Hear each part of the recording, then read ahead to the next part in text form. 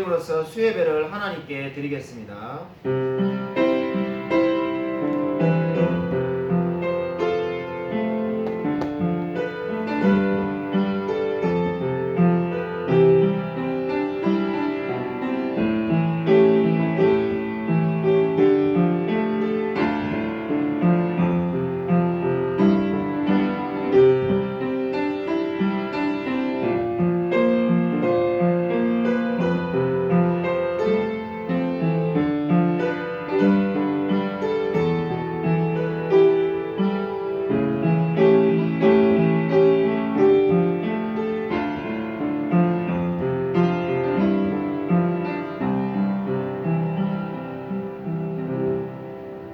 하나님 아버지 감사를 드립니다.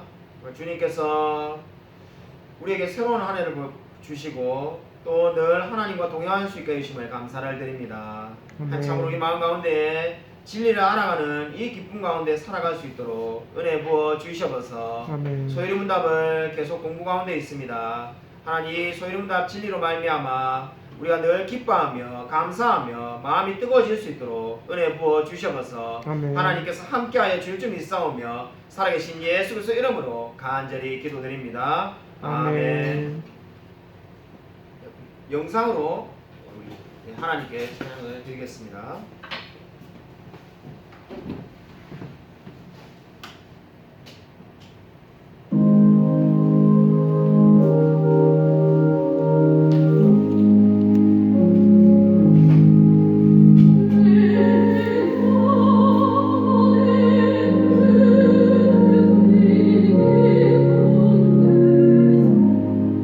맑은 하늘이 올려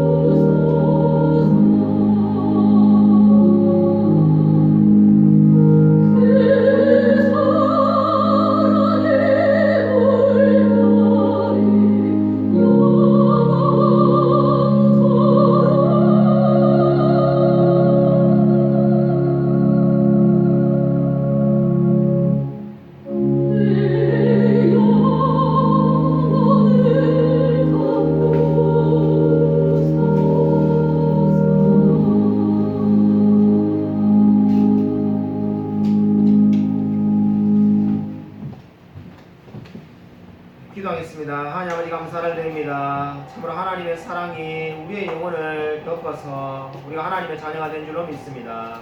날마다 하나님께 감사하며 살아갈 수 있도록 은혜 부어 주시옵소서. 참으로 코로나가 아직까지도 기승을 부리고 있는 이때에 참 우리가 정말 주님을 의지하며 하나님께 모든 미래를 맡기며 살아갈 수 있도록 은혜 부어 주시옵소서. 주님께서 우리의 모든 삶을 붙들어 줄 줄 믿사오며 살아계신 예수 그리스도 이름으로 간절히 기도드립니다. 아멘. 오늘 소요리 문답 제29문입니다. 오늘 성경 말씀은 디도서 3장 5절이 되겠습니다. 디도서 3장 5절 말씀을 찾으시기 바랍니다.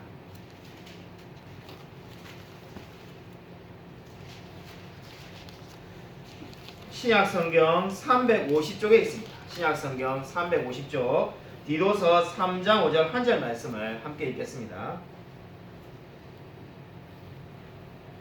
다 찾으시냐고 같이 한 목소리 읽겠습니다. 네, 시작. 우리를 구원하시되 우리가 행한 바 의로운 행위로 말미암지 아니하고 오직 그의 긍휼하심을 따라 중생의 시승과 성령의 새롭게 하심으로 하셨나니. 아멘. 소요문답 제29문 제가 읽어드리겠습니다.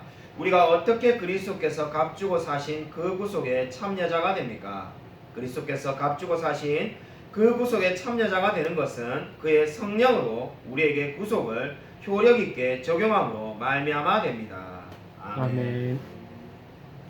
러시아의 작가 도스토옙스키가 쓴 죄와 벌이라는 소설이 있습니다. 이 소설의 주인공인 라스콜리니코프는 대학을 중퇴한 가난한 청년이었습니다. 그는 늘 자신이 드나드는 전당포에 노파를, 그러니까 주인이었던 늙은 노인을 아주 싫어했습니다. 자기가 보기에 그 라스콜리니코프가 보기에 이 노파야말로 이 세상에 살아서 아무 쓸모도 없고 유익도 없는, 그러나 오히려 피해만 주는 그런 사람이라는 생각을 가졌다고 합니다. 그래서 어느 날 이 라스콜리니코프는 마침내 이 노인을 죽이기로 결심합니다. 그리고 살인을 저지릅니다. 살인을 저지르고 나니까 마음에 죄책감이 찾아오고 괴로움이 찾아옵니다. 그러나 그러한 생각이 들 때마다 이 주인공은 그 어차피 죽어야 될 사람이 죽었다, 죄값을 치렀을 뿐이다, 이렇게 생각하면서 자기의 마음을 합리화했다고 합니다. 인생을 살아가다 보니까 사람들을 만나는데 이 라스콜리니코프에게 성공의 기회가 열립니다. 성공을 하면은 이제 삶이 달라질 줄 알았는데 계속해서 살인죄를 저질렀던 그 죄값이 자기의 마음을 눌립니다. 너무나 괴로워하고 있는 그때 소냐라는 여자를 만나는데 그 여자가 이 주인공에게 죄값을 치르고 자수해서 죄값을 치르라고 그렇게 권유합니다. 그래서 그 말이 옳다는 생각이 들어가지고 자수해서 이제 죄값을 치르게 됩니다. 죄값을 치르지만은 그 마음의 죄책감은 계속해서 남아 있습니다. 이 죄와 벌이라는 소설을 통해서 도스토옙스키가 하고자 하는 말이 무엇이었을까요? 죄를 저지르는 그 순간부터 죄인이 된다는 겁니다. 성공을 하거나 아니면은 죄값을 치러서 감옥에 가거나 어떤 길로 가든지 간에 그 죄는 그대로 있다는 겁니다. 그것을 도스토옙스키가 말을 하고 싶어 했습니다. 여러분, 여기에 대해서 우리는 무엇을 말할 수가 있겠습니까? 죄인인 우리에게 그러면은 어떻게 하면 속죄를 누릴 수가 있겠습니까? 그 길은 바로 예수 그리스도입니다. 바로 오늘 성경은, 그리고 소요문답 제29문은 그 말씀을 하고 있습니다. 죄인일 수밖에 없는 우리 인간들에게 그러면은 용서받을 수 있는 길은 어디에 있는가? 그것은 바로 그리스도를 통해서 구속을 받는 겁니다. 그래서 오늘 첫 번째는 여러분이 가지고 계시는, 제가 프린트물을 안 나눠드렸는데 제 자리에 가면은 프린트물이 있습니다. 제가 이게 찾을 수 있을지 모르겠는데 그 책꽂이에 보시면은 이 꼽혀 있습니다. 책꽂이에 이게 프린트물이 여러 장 있는 데가 있을 겁니다. 첫 번째는 이 구원의 순서입니다. 구원의 순서인데, 구원의 순서를 당연히 잘 찾아오셨는데, 우리 한 장씩 나눠서 보면서 하시도록 하겠습니다. 동영상을 보시는 분은 제가 바로 올려드리겠습니다. 자, 우리 구원의 순서인데, 구원의 순서는 이 아래와 같습니다. 우리 첫 번째가 효력 있는 부르심입니다. 여러분 이 부분을 잘 기억하시기 바랍니다. 우리가 많은 분들이 그냥 회개하고 칭의받았다 이렇게만 우리가 많이 생각하는데 그게 두 번째하고 세 번째죠. 효력 있는 부르심. 오늘 이 부분을 사실 우리가 오늘 공부하고자 하는 겁니다. 그러니까 구원을 어떻게 받는가? 하나님께서 먼저 성령 하나님께서 이 구원받은 자에게 효력 있는 부르심을 한다는 겁니다. 그것을 받은 사람이 어떻게 된다는 겁니까? 회심을 하고 칭의받아가지고 이제 그리스도의 자녀, 양자됨이 되는 겁니다. 우리가 원래는 하나님의 자녀가 아닌데 하나님께로 들어오게 되는 것을 바로 양자됨이라고 하죠. 그리고 난 다음에 이제 하나님을 닮아가는 성화가 일어나고 영화롭게 되어서 천국에서 영원히 살게 됩니다. 이게 구원의 순서입니다. 이 구원의 순서에서 우리가 오해해서는 안 되는 게 무조건 이 단계가 오랜 시간 동안 걸리는 게 아닙니다. 그러니까 예를 들면 1단계는 4개월 걸리고 2단계가 되려면 6개월이 걸리고 뭐 이런 게 아니라는 겁니다. 이건 지금 논리적인 순서입니다. 그래서 이 단계가 물론 어떤 사람들에게는 이것이 조금씩 명확하게 느껴질 수도 있지만은 이게 그냥 이거는 시간과는 상관없이 논리적으로 이루어지는 거라는 것을 여러분이 기억하시기 바랍니다. 논리적이란 말은 저와 여러분이 그냥 그리스도인 될 때 어느 순간에 그리스도인이 되었지만 내가 이제 그리스도인이 된 과정을 나누어서 구체적으로 우리가 분석해 보면은 이러한 6단계로 볼 수가 있다는 의미가 되겠습니다. 그래서 오늘 두 번째는 효력 있는 부르심. 바로 지금 6가지 중에서 오늘 우리가 집중적으로 공부를 하고자 하는 것은 효력 있는 부르심입니다. 효력 있는 부르심에서 중대한 질문이 하나 있는데 왜 복음을 들었을 때 어떤 사람은 받아들이고 어떤 사람은 받아들이지 않느냐는 겁니다. 우리가 사실 많은 분들이 궁금하죠. 왜 내가 열심히 복음을 전했는데 내 친구는 예수를 믿던데 왜 우리 부모님은 이렇게 예수님을 안 믿을까? 우리가 많은 의아함이 듭니다. 그래서 어떨 때는 자기 자신을 자책하기도 하고 내가 기도가 부족해서 그렇나 또 내가 말을 잘못해서 그렇는가 여러 가지 우리가 원인들을 생각하게 되겠죠. 바로 오늘 그 질문이 이 효력 있는 부르심에 있습니다. 왜 내가 똑같이 전도를 하는데 어떤 사람은 믿고 어떤 사람은 믿지 않는가?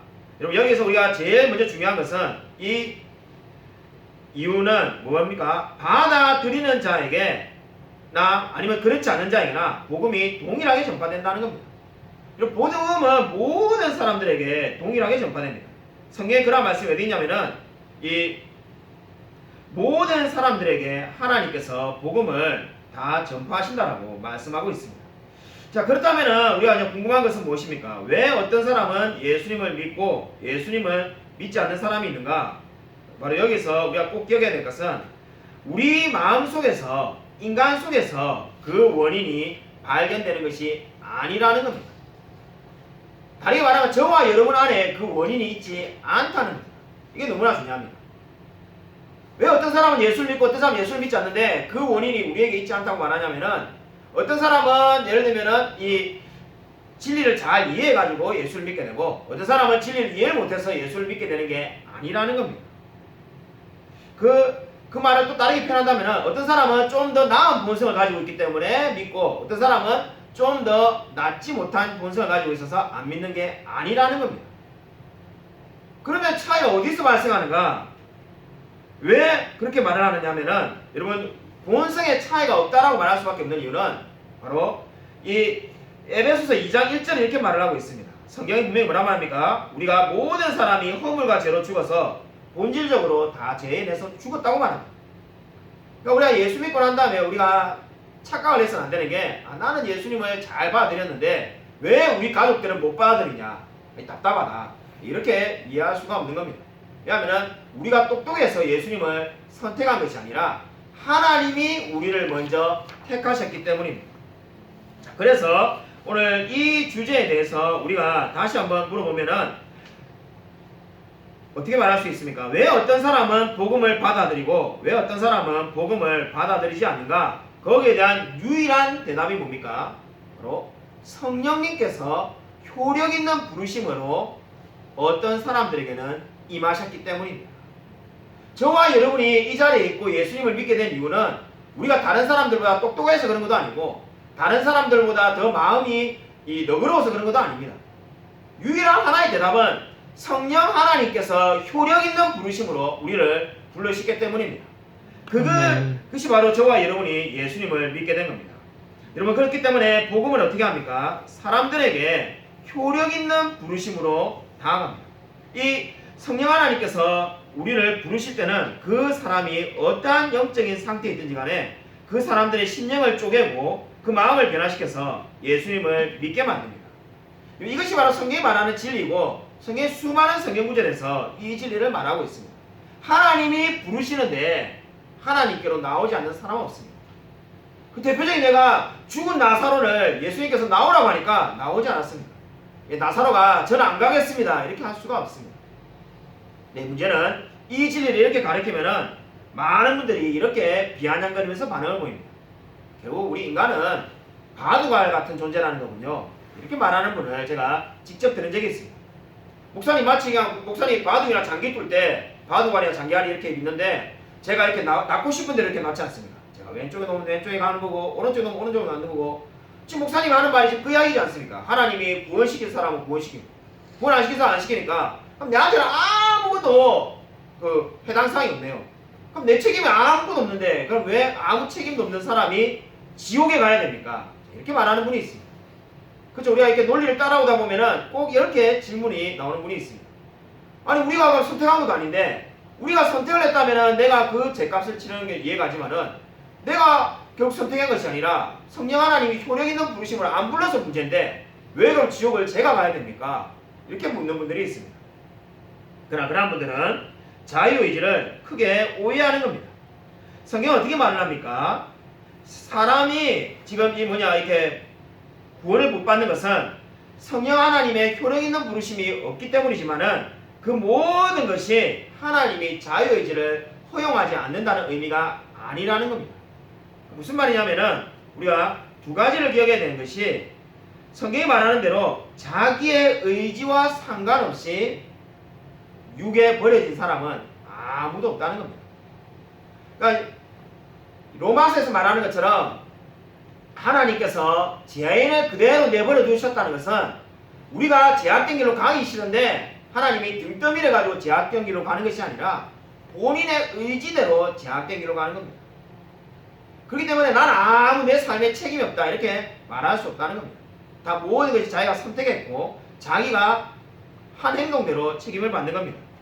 그렇기 때문에 여기서 우리가 두 번째로 말할 수 있는 것은 이 중생이라는 것이 많은 사람이 오해하는 것처럼 내가 의지하고 상관없이 하나님께서 강요하시는 것이 아니라는 겁니다. 성령의 효력 있는 부르심을 준다고 하니까 우리가 어떻게 오해할 수가 있겠습니까? 나는 그것을 받지 않았으니까 하나님이 나를 그걸 못 받도록 역사하시는 게 아닌가? 그런 것이 아니라는 겁니다. 이 의미는 뭡니까? 성령의 효력이 있는 부르심은 우리 마음 가운데에 새로운 본성을 하나님께서 창조하시는 겁니다.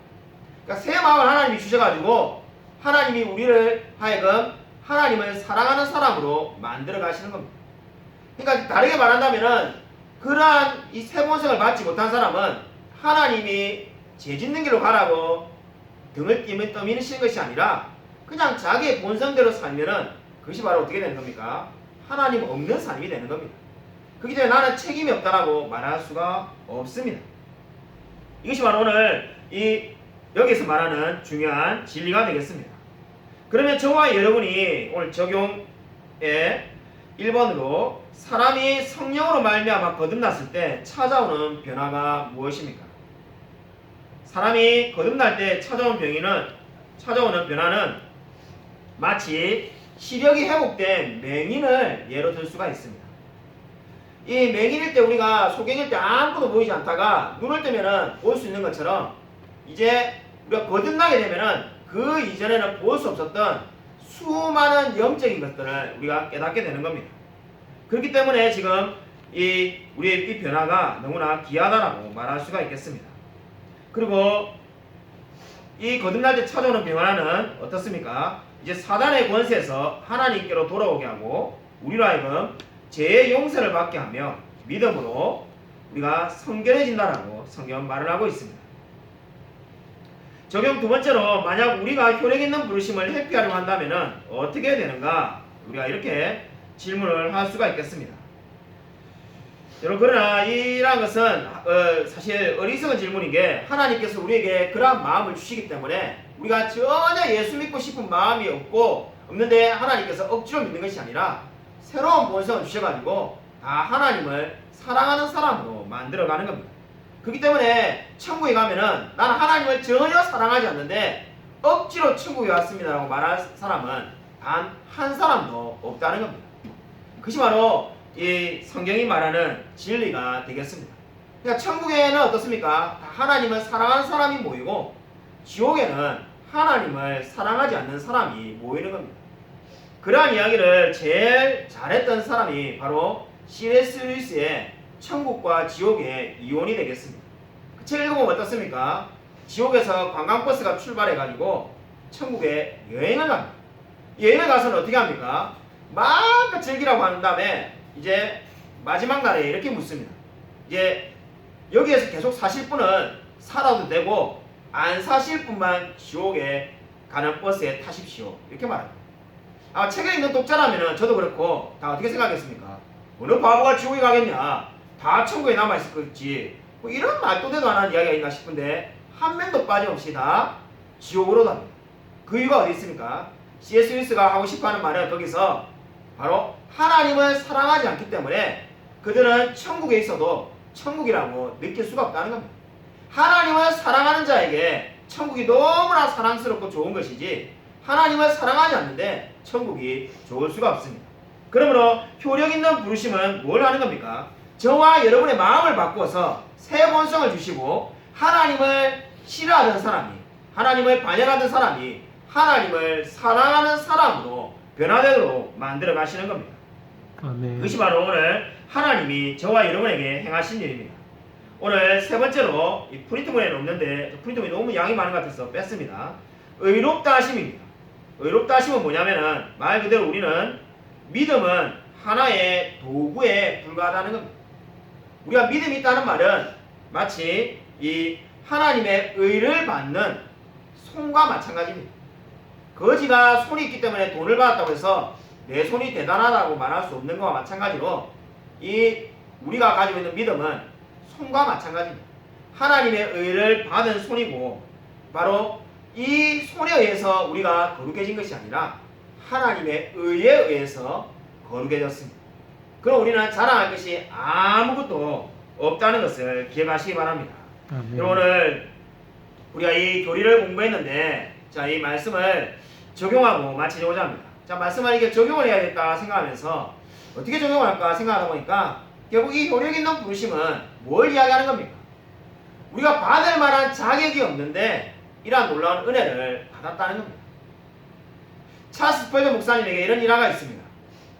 목사님, 저 복음이 전해지기 전에 우리 이 땅에 복음이 전해지기 전에 살았던 사람들은 어떻게 되었을까요? 만약에 우리 10대 손 증조 할아버지나 고조 할아버지 중에 복음을 한 번도 듣지 못한 사람이 있다면은 그분은 지금 지옥에 간 겁니까? 천국에 갔습니까? 이러한 질문을 하는 분에게 스펄전 목사님이 이렇게 대답했다고 합니다.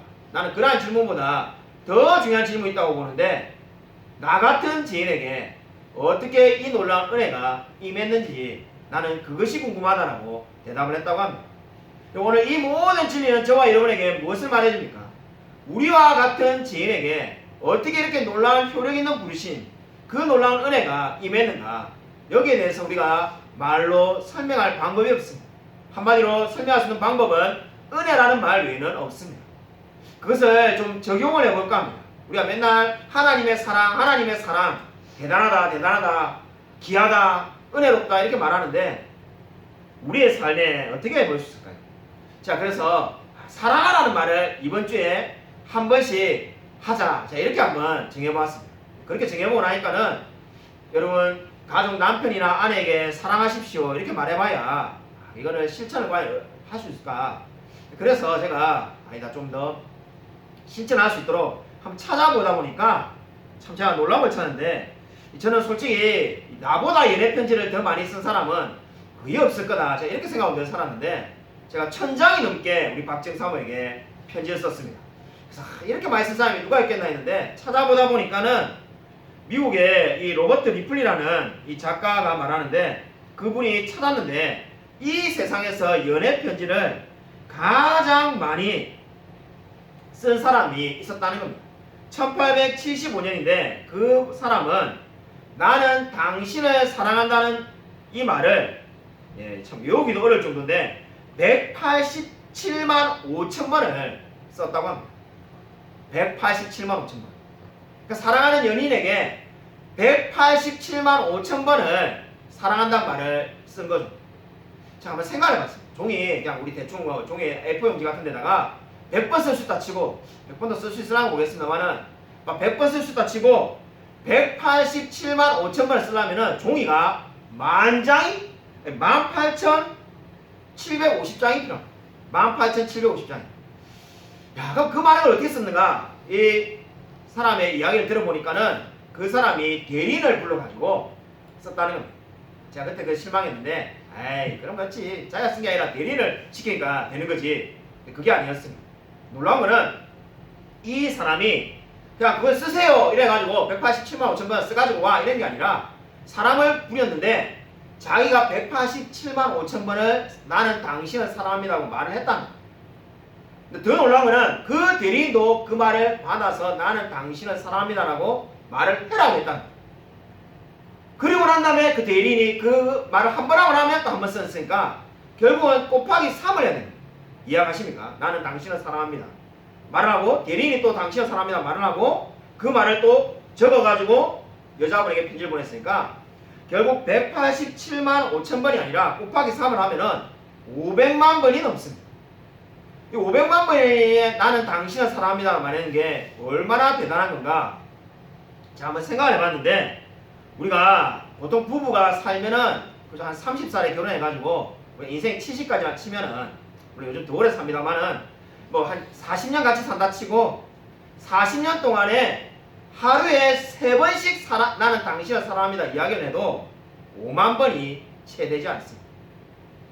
그러니까 아마 대부분의 분들이 정말로 하루에 3번씩 사랑합니다 말하는 사람도 그리 많지 않으실 것 같은데 그렇게 해봐야 40년 동안 말해봐야 5만 번이 안 되는데 이 사람은 500만 번을 나는 당신을 사랑합니다라고 말을 한 거죠. 그럼 제가 여러분에게 무엇을 말씀하시려고 하는지 알겠습니까? 우리가 아마 5만 번이 아니라 500만 번을 이야기를 해도 하나님의 사랑을 다 갚을 방법이 없습니다. 우리가 하나님의 놀라운 은혜를 받은 사람이 그 은혜를 전해야 되지 않겠습니까? 제가 저에게 적용했는데 제가 우리 아내에게 사랑합니다 말한 지가 뭐 언제인지 솔직히 기억도 잘 나지 않습니다. 예, 이게 뭐 언제 그런지 연애 편지 뭐 1000장 이상 쓴 거는 우리 박정사가 그러는데 그거 가지고 막 몇십 년을 우려먹는지 모르겠다고. 예, 연애 편지 막 제일 한꺼번에 봤을 때 108장을 한꺼번에 다 써가지고 그걸 한 번에 보내기도 하고 그랬는데 예, 그 열정은 다 어디 갔는지 사라지고 예, 그죠. 뭐 진짜 1년에 한 번 나는 당신을 사랑합니다. 그죠. 생일 때 한 번 이야기하겠습니다. 생일이나 결혼기념일. 제가 생각하니까 제 삶을 돌아보니까 많이 해봐야 1년에 2번, 3번 할 것 같습니다. 그런데 여러분 우리에게 이 말씀을 어떻게 적용할 수 있을까요? 우리가 가족들과 사랑하는 사람에게 나는 당신을 사랑합니다라고 이야기를 하십시오. 해봐야 우리가 평생에 5만 번을 하기 힘들다라고 제가 계산을 해봤습니다. 여러분 근데 하나님 우리에게 베푸신 은혜는 어떻습니까? 너무나 커서 형용할 수가 없습니다. 왜 우리 같은 죄인에게 우리가 옆에 있는 다른 사람들보다 더 잘난 것이 하나도 없는데 우리에게 효력 있는 부르심으로 은혜를 주셨는지 알 수가 없습니다. 만약에 원인이 우리에게 있다면 내가 좀 더 다른 사람들보다 좀 더 착하게 살았기 때문에 예수를 믿었다면 우리가 사실 은혜라고 말할 필요도 없습니다. 우리가 열심히 산 거죠. 근데 모든 것이 사실 우리가 다른 사람보다 나을 게 없습니다. 에베소서 2장이 말한 것처럼 본질상 진노의 자녀인 것은 똑같습니다. 근데 우리가 놀라운 은혜를 받았습니다.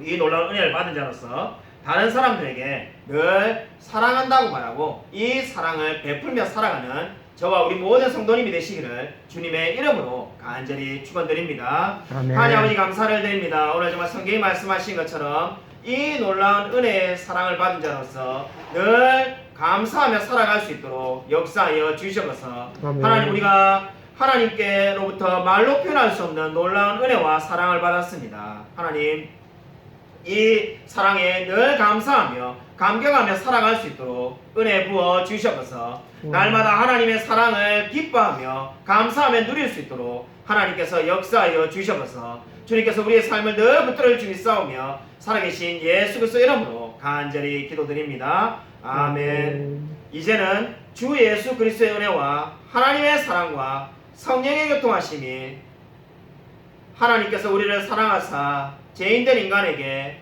효력 있는 부르심으로 우리를 부르시고 우리를 거룩하게 만드시며 의롭다고 하시며 우리를 하나님의 자녀 삼아주신 이 놀라운 사랑에 감격하여 우리의 사랑하는 가족들과 이웃들과 수많은 영혼들에게 늘 사랑을 베풀며 살아가기로 다짐하는 이 자리에 있는 모든 성도들과 동영상으로 예배드리는 성도들 머리 위에 지금부터 영원토록 함께 있을지어다. 아멘.